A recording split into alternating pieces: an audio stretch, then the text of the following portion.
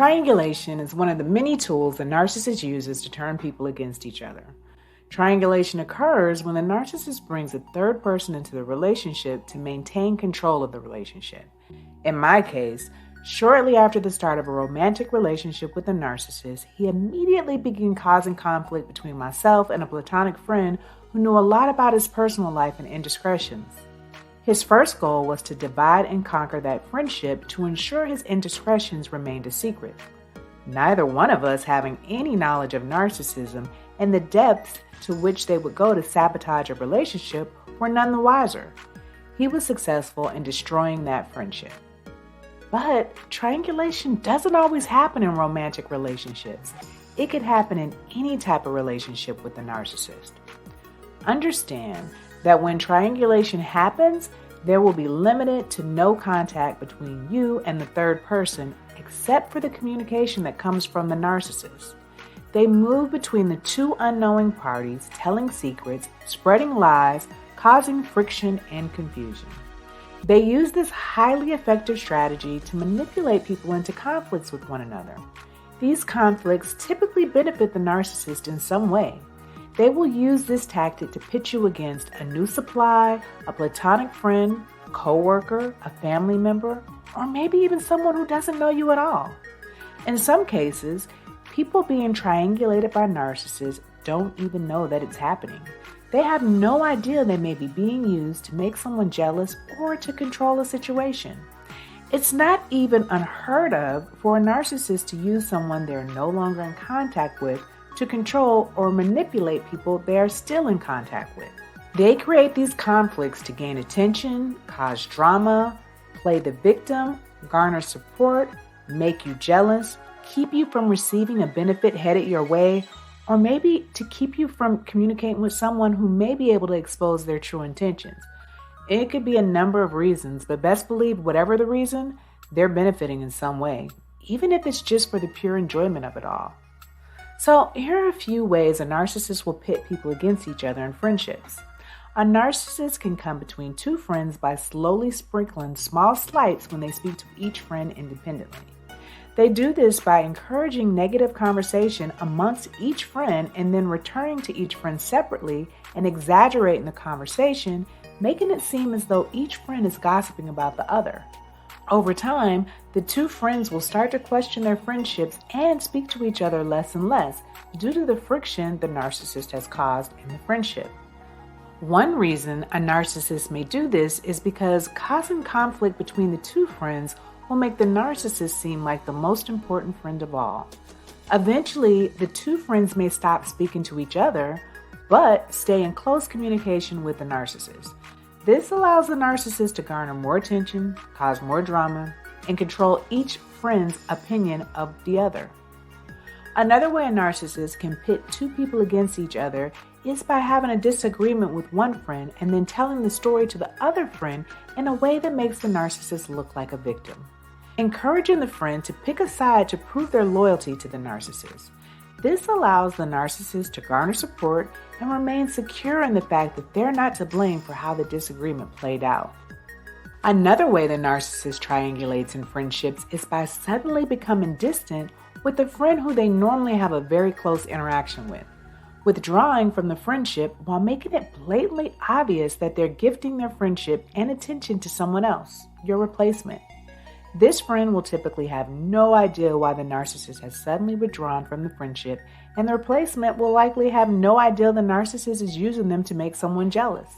They will likely cause the friend to reach out to the narcissist to uncover what's caused their sudden withdrawal from the friendship, to which they will be greeted with a cold shoulder.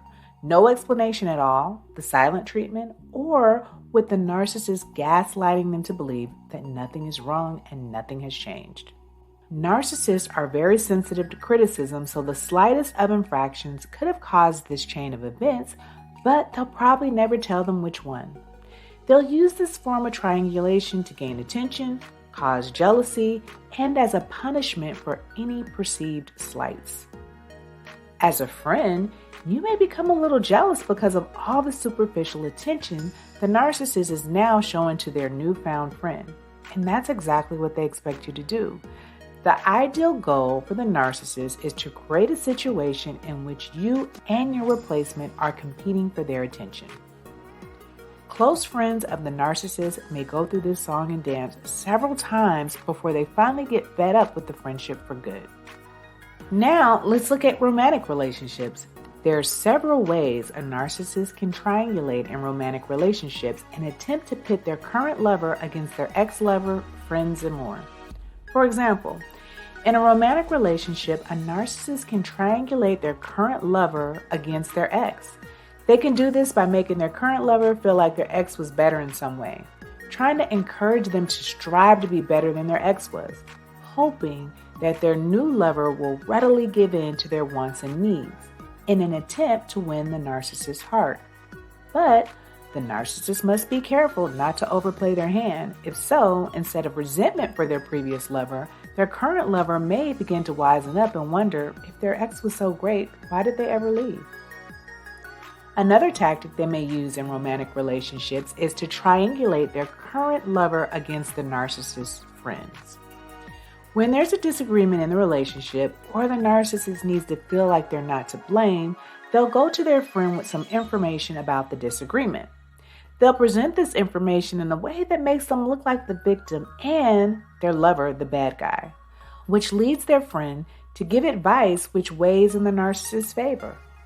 Then they'll come back to their partner and say something like, see, even such and such thinks you're crazy, or even such and such knows I'm right. Over time, this will have you feeling a way about such and such, not realizing the narcissist is purposely leaving out important details about your disagreement to win favor. Another triangulation tactic used in romantic relationships is when the narcissist tells their current lover that everyone is flirting with them, when the truth is they're likely the ones who initiated a reaction from the other party. They like to make themselves appear desirable and in high demand. They'll tell you exactly who it is so that you'll be aware of this competition and obsess about whether or not they're going to act on these advances. Their hope is to inspire insecurity and jealousy within you and to build friction between their current lover and the other person. Narcissists also triangulate in work environments. In work environments, the narcissist may purposely give negative information about their coworker to people in charge of making decisions to prevent their coworker from getting a reward or promotion that was headed their way. If the narcissist is in a position of power, they can purposely hold talented employees back. They can do this by telling others their coworker is not prepared or qualified for a position while simultaneously making it look like they're looking out for their employees' best interests. Still yet, another tactic used by the narcissist in the workplace is spreading rumors about a coworker they don't like in an attempt to change others' positive views of the coworker, turning people against each other by spreading rumors. Next, let's look at some ways this can play out in parenting relationships. There are several ways in which a narcissist triangulates in parenting relationships as well. One way is they can attempt to turn the child against the other parent in the relationship by spreading lies and causing confusion. Unfortunately, this can be very powerful because the child will honor and respect the information more than any other source because it's coming from a parent, someone they trust and look to for guidance and support. Unfortunately, they can be especially persuasive when the other parent is not in the home, causing the child to take on the opinions of the narcissistic parent without being afforded the experience of creating their own opinions. The narcissist can make the child feel like the other parent doesn't want to be around when in reality they may be keeping the other parent away on purpose while telling the child the other parent doesn't want to be involved. This can also happen while both parents are in the house, making the child feel like they have to pick a side in adult disagreements between two people they love very much, causing a very stressful experience for the child and possibly causing them to have resentment for the other parent. Another way narcissists triangulate in parenting relationships is with multiple siblings. The narcissist can build resentment, animosity, and jealousy among them by favoring one child over the other. This is often referred to as the golden child and the scapegoat. The golden child can do no wrong, being praised for every little accomplishment along the way, whereas a scapegoat can do nothing right, being belittled and abused for every minor incident. This interaction over time will cause a strained relationship between the children. Because the golden child is favored, this can cause deep-rooted resentment from the scapegoat. It can even cause the golden child to take on actions similar to the narcissist against the scapegoat, causing further bad blood and drama between the siblings. Undoubtedly, if there's a narcissist in your life, then you may have experienced a situation in which the narcissist has tried to turn you against someone. You may have experienced some of these interactions but been unaware of what was going on until days, weeks, or years after the experience. But now that you understand what may have happened, you have to continue to move forward and continue to educate yourself about narcissism. This will not only help you heal, but it will help you see the warning signs in other relationships moving forward. If you enjoyed this video, please make sure to like and subscribe and check out some of my other videos related to this topic. And now to the next video.